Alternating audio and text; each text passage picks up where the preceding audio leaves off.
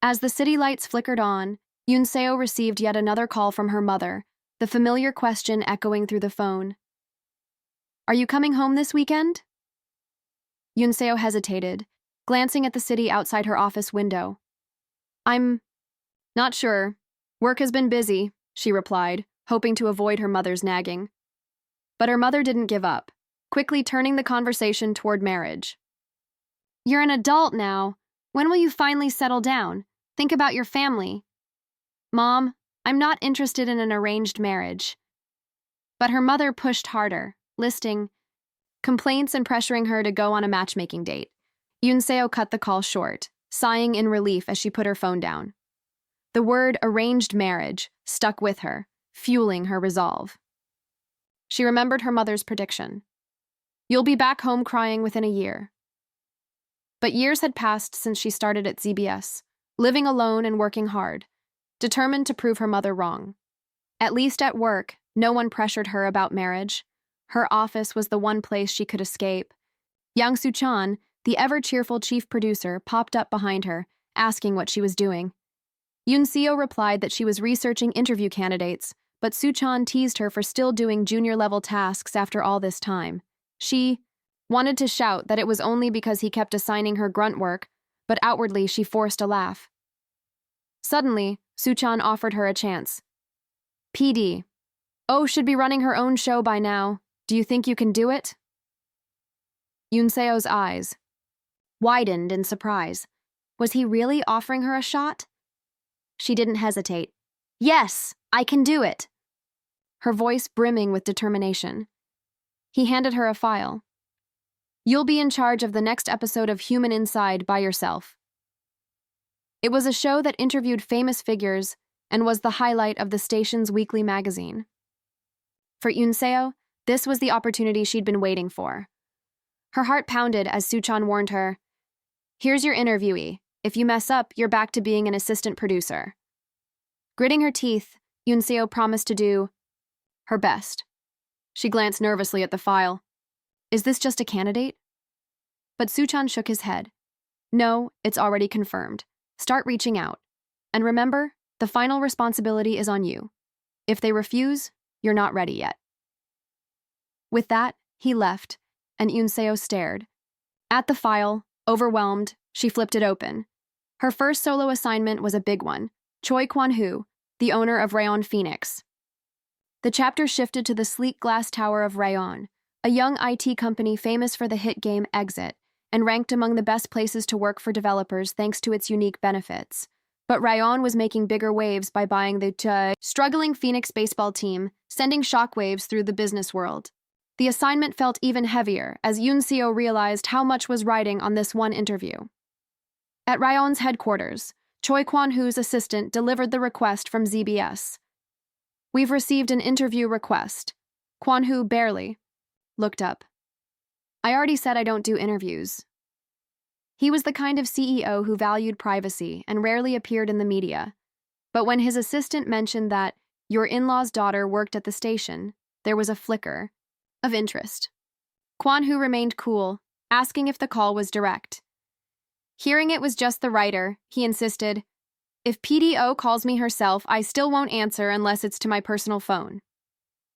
The assistant wondered aloud why he was being so stubborn, but Kwan-hoo only smirked. "They're the ones who avoided me first."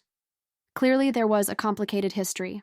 Meanwhile, Yunseo steeled herself and headed to Rayon's building in person, determined to land her first big interview, even though she knew Kwan-hoo had already refused by phone. She introduced herself at the desk, asking to be connected to the CEO. The staff was surprised, but soon, the secretary, Baek-si-ha, appeared, perfectly composed. After a brief and awkward exchange, Yunseo learned the CEO wasn't in the office, but was likely at Lucas, a wine bar owned by Rayon. She made her way to the bar, half wondering if Kwan-hoo was the kind of CEO who wasted his days drinking. The place was empty except for staff, and she introduced herself again, explaining that his secretary had told her Kwan-hoo was there. "He's inside," came the reply. On the way to his private room, Yunseo asked if the CEO often came here. "Yes, he has a room he always uses," the staff said.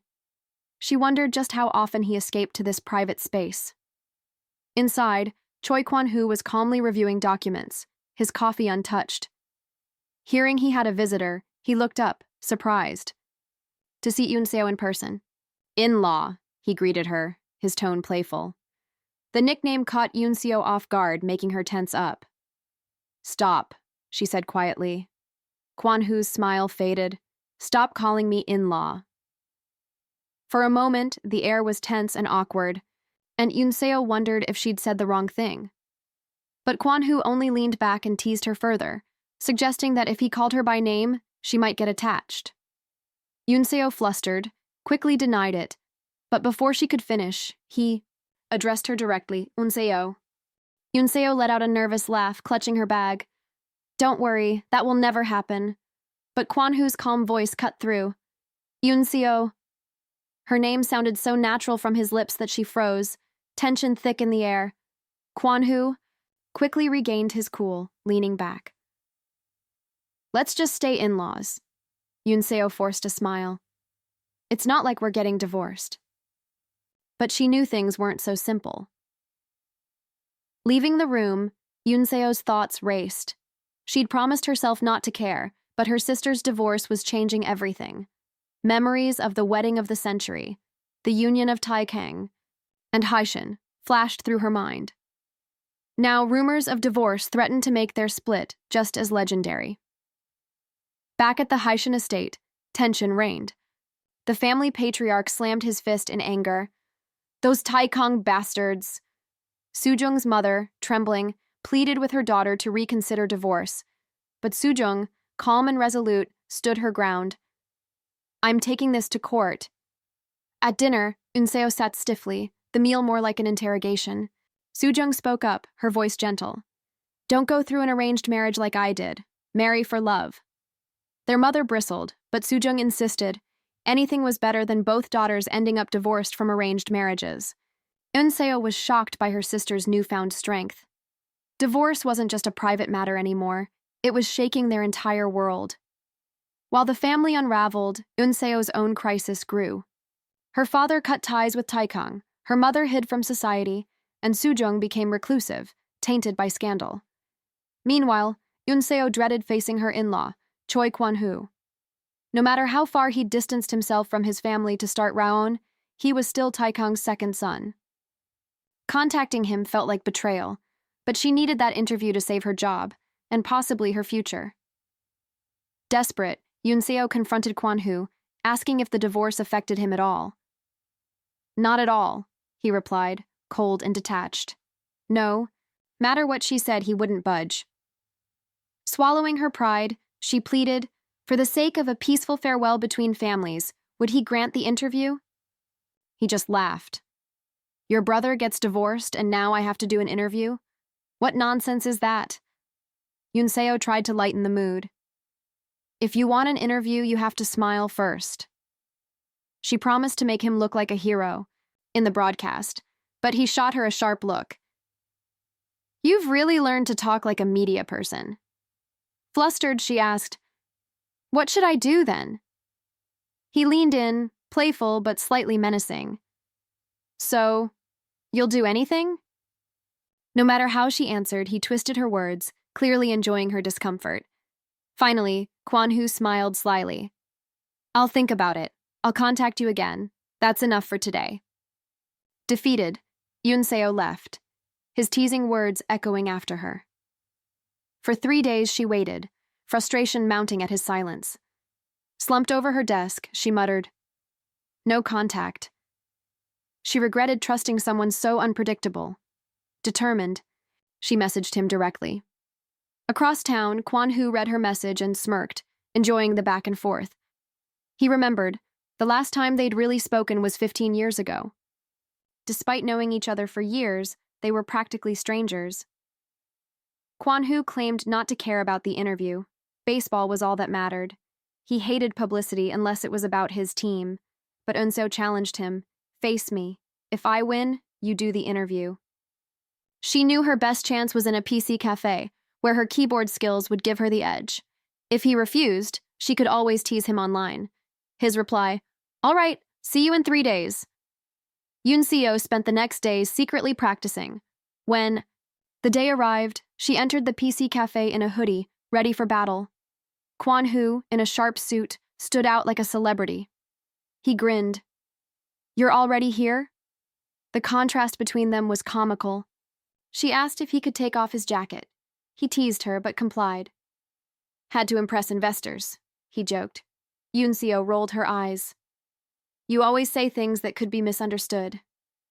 Trying to stay focused, she suggested they eat. First, she hadn't had dinner yet. Kwan-hoo looked at her and smirked. Eating together? Isn't that basically a date? Their playful rivalry was just beginning. Yoon stared at Kwan-hoo, baffled by his logic.